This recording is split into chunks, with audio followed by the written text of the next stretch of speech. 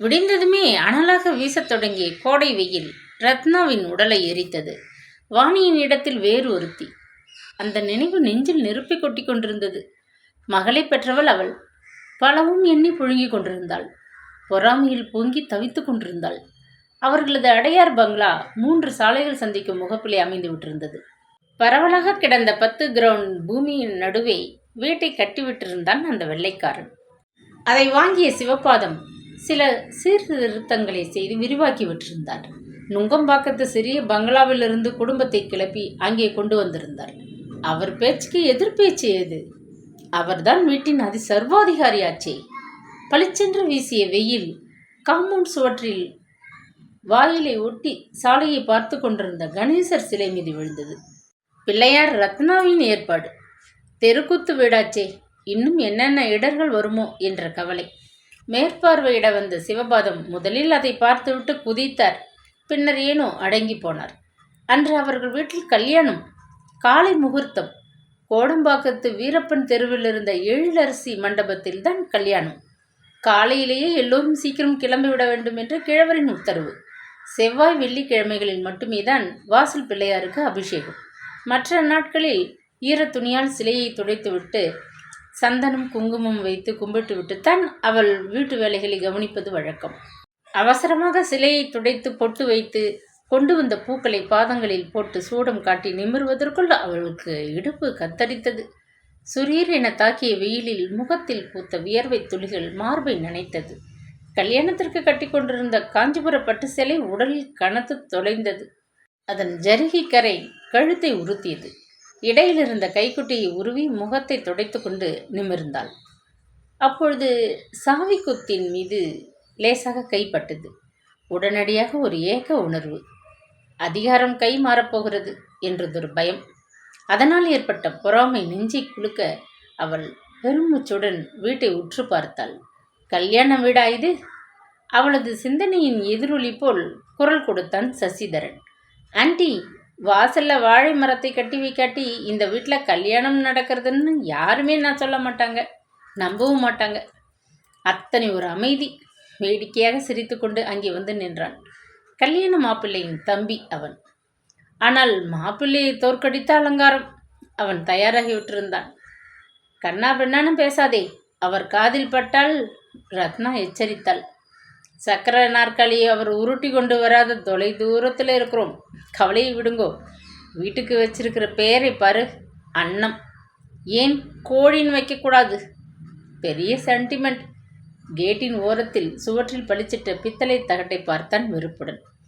அன்னம் உன் கொள்ளுப்பாட்டியின் பெயர். உங்கள் தாத்தாவுக்கு அம்மா தான் தெய்வம், தெரியாதா? அந்த தெய்வம் இப்போது கண்ணை மூடப்போகிறதே. டேய், இறைஞ்சி ஏண்டா கத்துற? ரத்னா அதட்டிக்கொண்டே மறுபடியும் முகத்தை துடைத்து கொண்டாள். சற்று தொலைவில் புடவை சரசரக்கும் சப்தம். திரும்பி பார்த்தனர். ஷோபனா வந்து கொண்டிருந்தாள். நீ வருகிறேன்னு தெரிகிறது. இன்டிமேட் மூக்கை தாக்குகிறது. முழு பாட்டிலும் காலியோ? சசி பரிகசித்தான். நீ வாங்கி கொடுக்கல, என் இஷ்டம். நான் எவ்வளவு வேண்டுமானாலும் போட்டுக்குவேன். சோபனா சினுங்கி கொண்டு அருகில் வந்து நின்றாள்.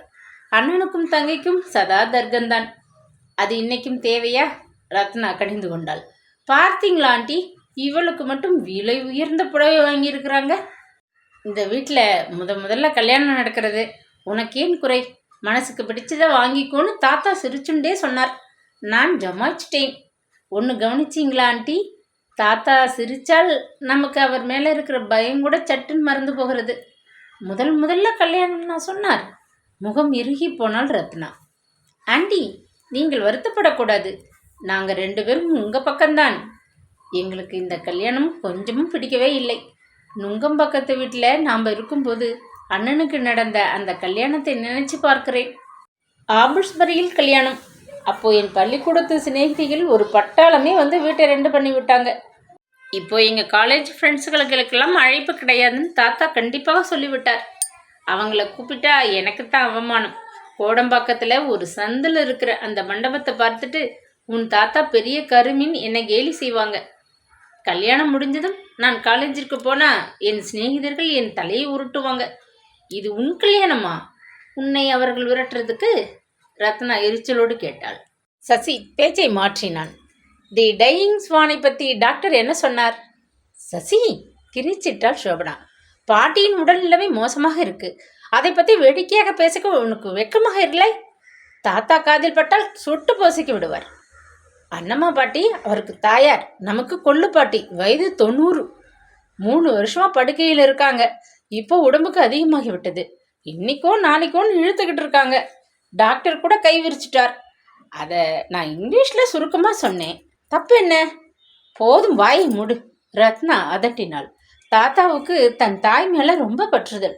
அப்படி இருந்தும் இந்த கல்யாணத்தை அவங்களுக்கு உடம்பு அதிகமாக இருக்கிற சமயத்துல வச்சு கட்டி என்ன? இந்த அண்ணா கூட இதுக்கு ஒத்துக்கொண்டது எனக்கு ஆச்சரியமா இருக்கு.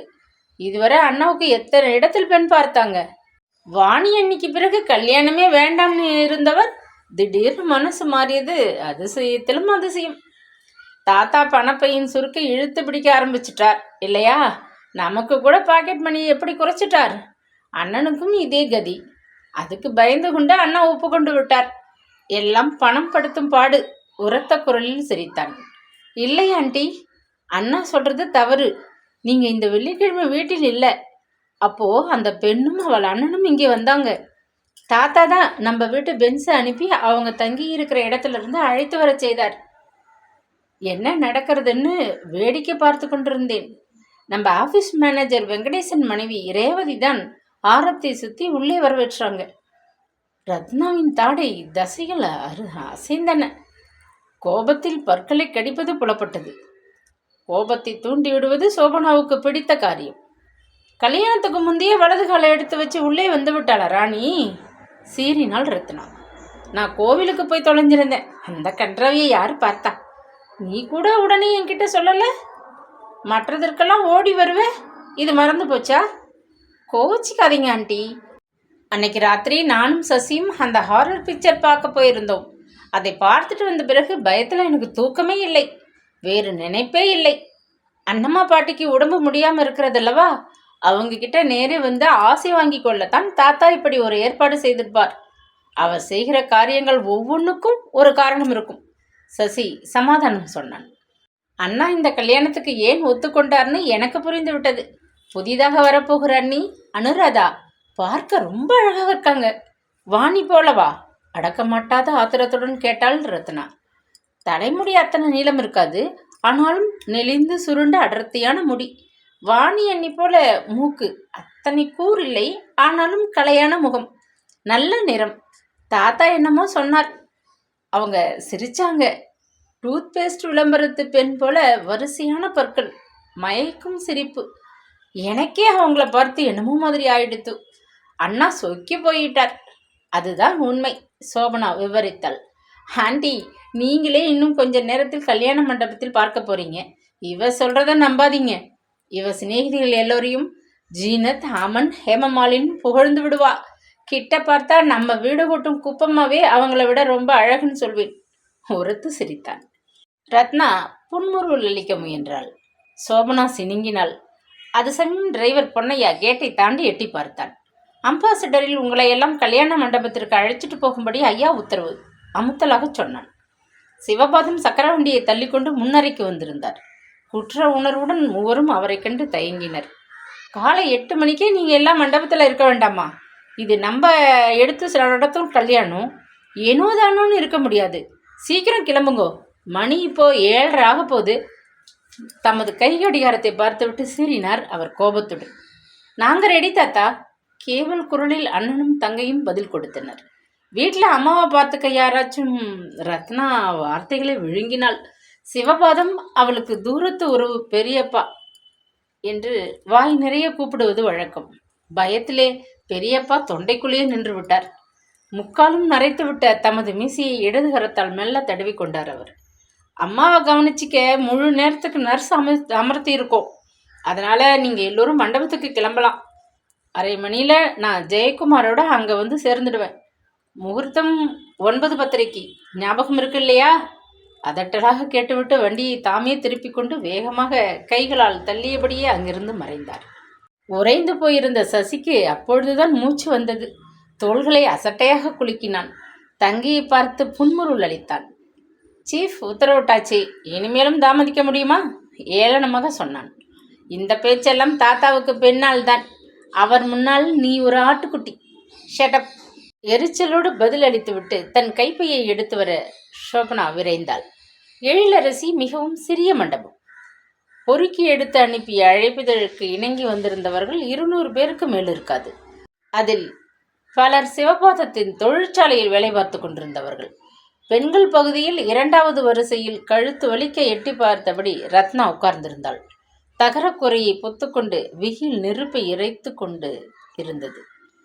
தலைக்கு மேல் ஆடிய மின் விசிறிகள் அதன் அனல் காற்றை சுற்றின.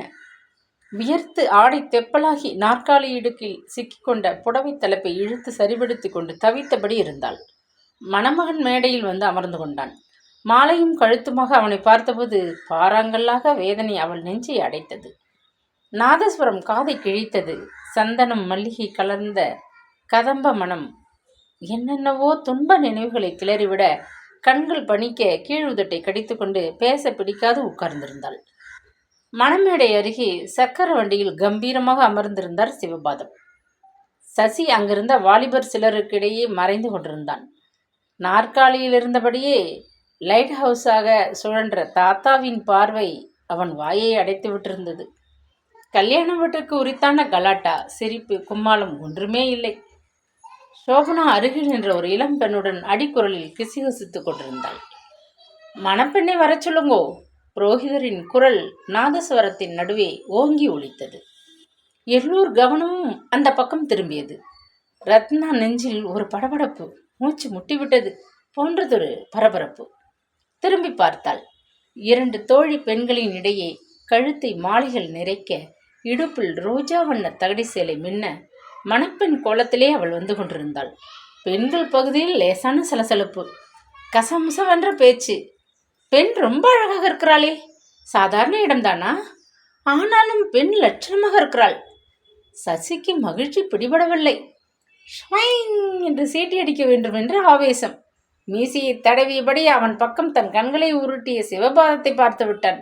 சப்த நாடியும் ஒடுங்கி மௌனமாகிவிட்டான் அவன். அதற்கு பின்னர் ரத்னாவால் சடங்குகளை கவனிக்கவே பழைய நினைவு பெரும் சுமையாக நெஞ்சை இறுக்கியது. மனையில் இருந்த அனுராதாவை பார்க்க அவளுக்கு பிடிக்கவே இல்லை. ஜெட் வேகத்திலே மந்திரங்களை ஓதி கொண்டிருந்த புரோகிதர் மங்கள நான் கொண்ட தட்டுடன் எழுந்திருந்தார்.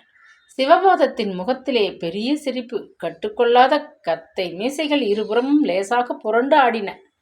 கைகளை நீட்டி மங்கள நானை தொட்டு ஆசீர்வதித்தார். கெட்டிமேளம் கெட்டிமேளம். புரோகிதரின் உரத்த குரல் ரத்னாவை திடுக்கிடச் செய்தது.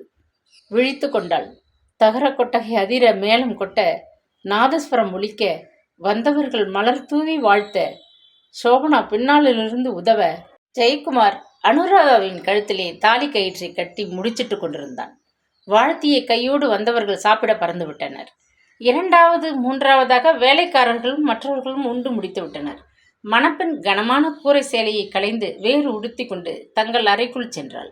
பொன்னையா வியர்க்க விறுவிறுக்க ஓடி வந்தான். குனிந்து கிழவர் காதுகளில் ஏதோ சொன்னான்.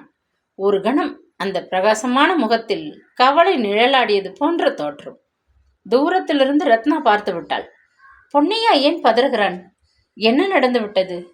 கிழவர் என்னென்னவோ சொன்னார். பெண்ணின் சகோதரன் ஓடி வந்தான். மாலை வரவேற்பு இருக்காது, அதனால் பலகாரம் தயாரிக்க தேவையில்லை.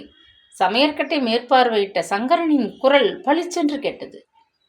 அவள் அங்கிருந்து திரும்பி வருவதற்குள் சக்கர வண்டியை காணவில்லை. சிவபாதம் மண்டபத்தை விட்டு புறப்பட்டு விட்டிருந்தார். பொன்னையா அருகில் வந்தான். நீங்களும் குழந்தைகளும் வர்றீங்களா? Ambassador ready. ரத்னா கேட்க வந்ததை விழுங்கி கொண்டு தவிப்புடன் அவனை பார்த்தாள். சசியும் சோபனாவும் ஓடி வந்தனர். அவர்கள் முகத்தில் கேள்விக்குறிகள். ரத்னா ஏறுவதற்கு காரின் பின் கதவை திறந்துவிட்டு பொன்னையா மெல்ல சொன்னான். அண்ணம்மா பாட்டி இறந்துட்டாங்க. சுருக்கமாக சொல்லிவிட்டு டிரைவர் ஆசனத்தில் ஏறி உட்கார்ந்து கொண்டான். பேஷ். கழுத்திலே தாலி ஏறி 10 நிமிஷமாகல, பாட்டியை உருட்டி விட்டாள். அடுத்தபடி யாரை உருட்டப் போகிறாளோ மகராசி. ரத்னா ஆத்திரத்துடன் சொன்னாள். ஒரு மனம் ஒரு பிணம் எப்படி? முணுமுணுத்த சசியை சோபனா வெடுக்கென்று கிள்ளினாள். வாயை முடு. எதை எப்போ பேசுறதுனே தராதரமே கிடையாது அவனுக்கு. வெட்டியது அவள் பார்வை. கதை தொடரும்.